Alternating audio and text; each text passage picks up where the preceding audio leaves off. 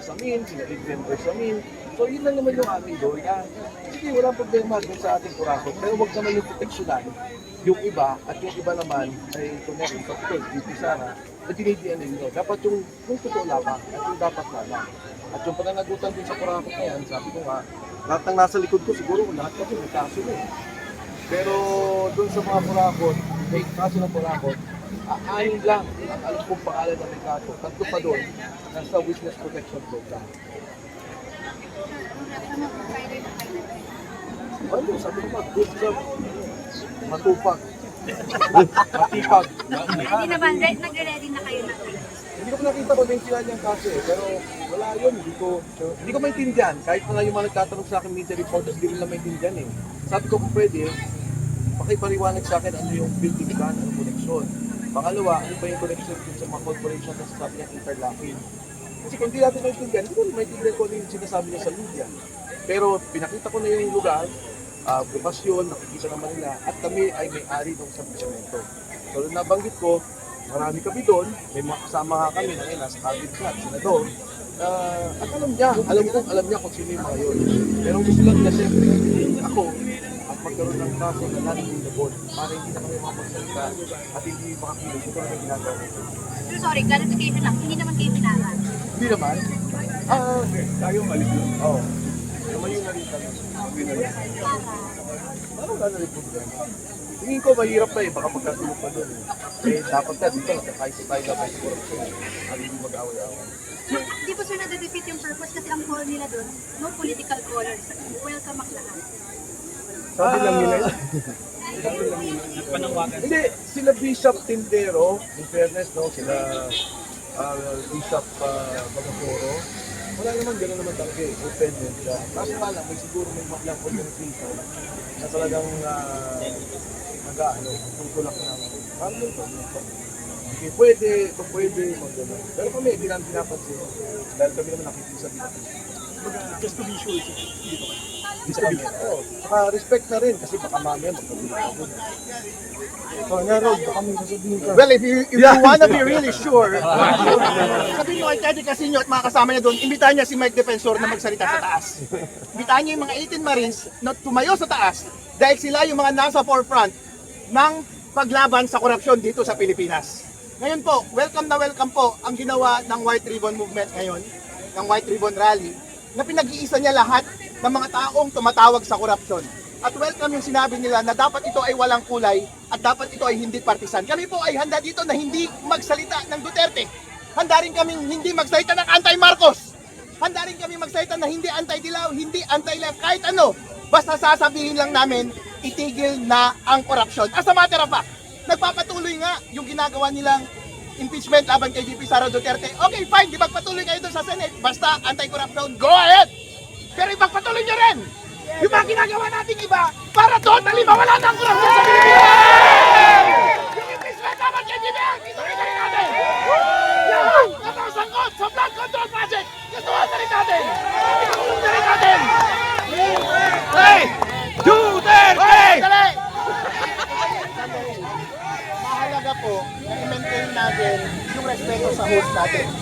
Ang sabi ng host, malinaw ang sinasabi niya, huwag maging partisan, huwag lagyan ng ulam. Nandito kami para iparating at ipakita yung graciousness na iyon. Pero nga lang si Teddy kasi nagsalita kasi na hindi welcome si Mike Defensor eh. At hindi welcome yung mga DDS na katulad namin. Siyempre hindi kami pupunta doon. Pero kung babawiin niya yung sinabi niya ngayon, sasabihin niya, Harold, Mike, alika dito, magsalita kayo sa taas ng stage. Walang problema, magmamarcha kami, pupunta kami doon ngayon. Walang problema. Sabay-sabay tayo sisigaw. Itigil na ang korupsyon sa Pilipinas. Hindi kami magbabanggit ng BBM. Hindi kami magbabanggit ng Sara. Dahil alam ko maraming nakatanggap sa inyo mula kay BBM. Pero hindi kami magbabanggit ng kulay at ng personalidad na sinusuportahan namin. Pero ang pinakamahalaga po sa Pilipinas ngayon, magkaisa tayo sa laban natin sa korupsyon. Kaya walang nangyayari, walang umaandar sa ating krusada para pabagsakin ang korupsyon ay lahat tayo mismo ay nagsisiraan. Isa naman ang ating objective. Kaya sa mga ganitong pagkakataon na gusto nating magkaisa, panindigan po natin. Huwag tayong ipokrito, huwag tayong plastic, maging sincero tayo. Ngayon po, nandito pa rin kami, alas 5 na. Dapat umalis na kami kanina pa, pero umaasa pa rin kami na i-welcome kami ngayon at lalapitan kami at pupunta kami doon. Sabay-sabay tayo sisigaw, itigil na po natin ang korupsyon. Dahil yan lamang ang simula ng totoong pagbabago sa Pilipinas kapag sama-sama tayo at nagkakaisa laban sa ating malaking kalaban na siyang korupsyon dito sa ating bansa.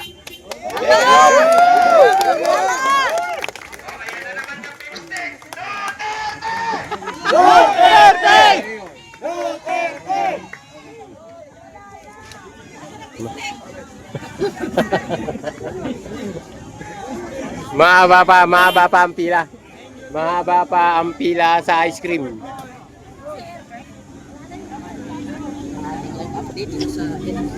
Ayan guys, thank you kay Sir Harold Espicio.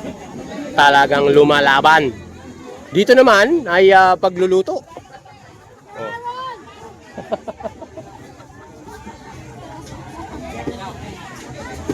Sila naman yung natoka sa pagluluto. Uy, mukhang masarap ito. Lugaw ito. Walang kamatayang lugaw.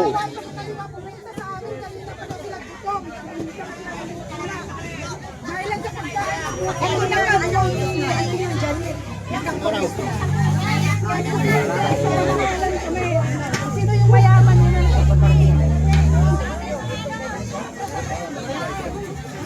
Tayo.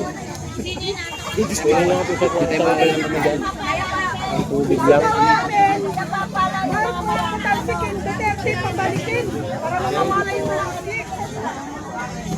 Nandun yan guys. Ang dami oh.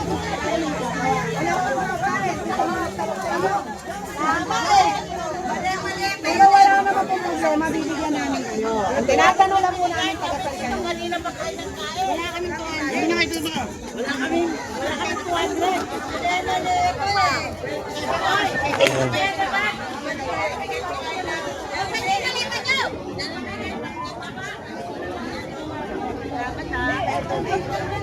Papicture tayo, te, yung vlog. Papicture, Pare ko.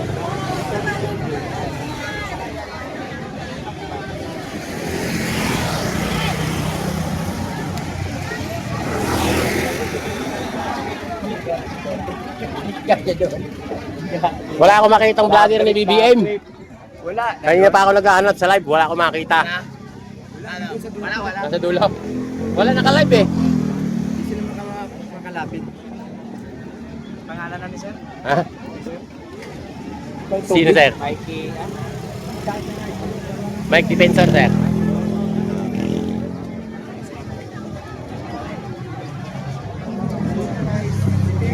Dito na. Pumila ka na dyan. At kakaunti na lang. Pumila na kayo. Nag-reply ko dun sa JC. Sa uta pa yung yata.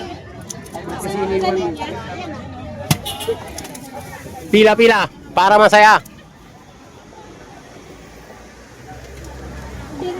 Di rin sila nagsasabi na nandito eh. Ang dami kaya namin pinag-uwian sila lang. Bakit nag-uwian? Eh, di naman kayo nagme-message na nandito. Hindi ba kanina pa ang mahapon? Ay maga? Pero pa may pa.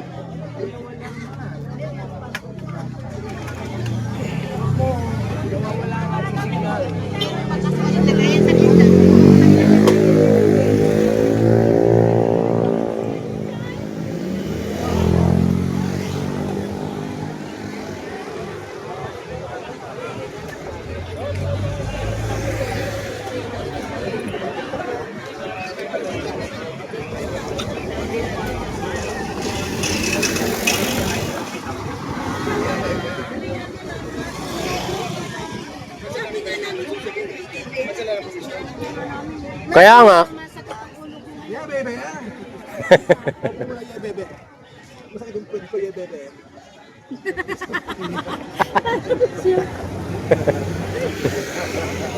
Pinit-pinit namin yung tripod niya. Tapos Huli nakadaan kami dito. Kanina pa yan dito eh. Kakarating lang naman. kung may makikita kami, wala na po. Uwi na tayo.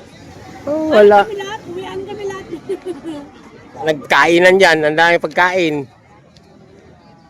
Ayun, may pagkain pa doon. Nagluluto pa sila. Sabi nila, may papupot kami, di pa sila, wala naman. Sabi nila, Ni kanina pa yan eh. Sila umaga. kanina umaga pa kami, dyan kami, Par!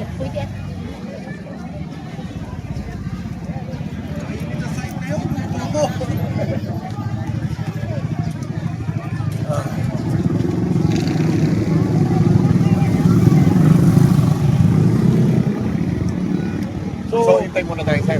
Yun ang iniisip ko kasi ang sabi na, Yan muna. Hindi muna tayong tubig. yung group natin,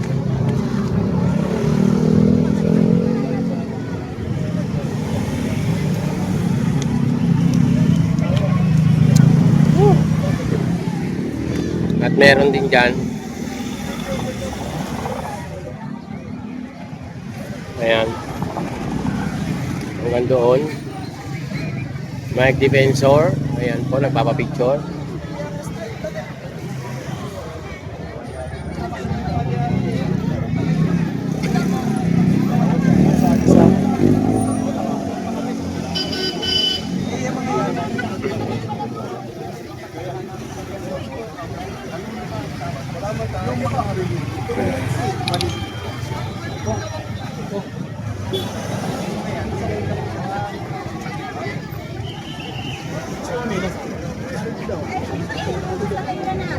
Ay, no, may mga bato-bato.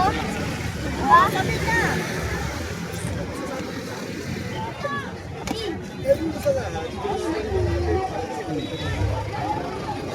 dito pa. Sila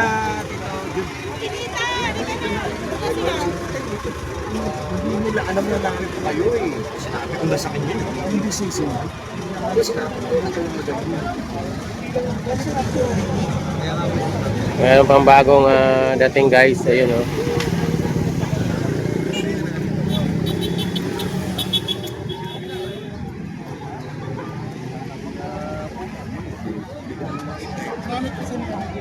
Yung isang panawagan na lang po na maraming Pilipino na mag-lead na si P.P. Sara ang isang genuine opposition at po bang hindi naman nandyan na siya. Siya na talagang genuine opposition. Siya naman talaga nakatayo, di ba?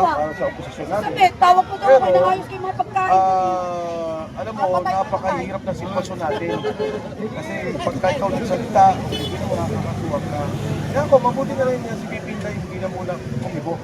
Basta tayo nagkakaintindihan, nagkakaalaman tayo sa ating adikain at saka prinsipyo na pagkilos at paglaban sa korupsyon. kayo po po, kumusta po kayo sa mga tinatanggap ng kaso na yun? Madami, nasa aling na ata ako, pero ito, nasa laya pa rin naman. Pagdating ng panahon na hindi maglakad ka po, kung may gagawin sila, dalawin nyo na lang ako para makapagsalita ako. Actually, ito, wala naman mga sa likod mo nandun na. Salamat po. Salamat po. Thank you, thank you. Thank you. Salamat po. Salamat. Thank you.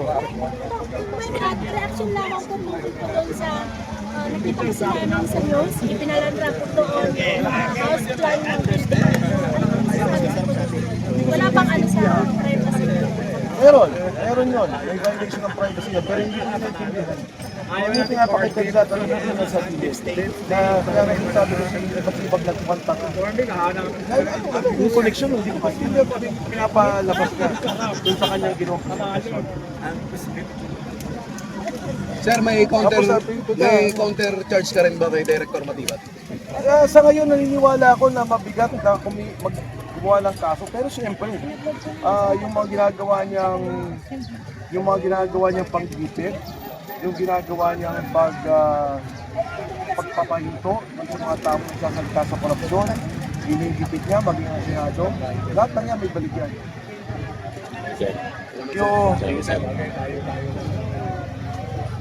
Ayan. Naintindihan mo, Matibat. Uy! Sino yun?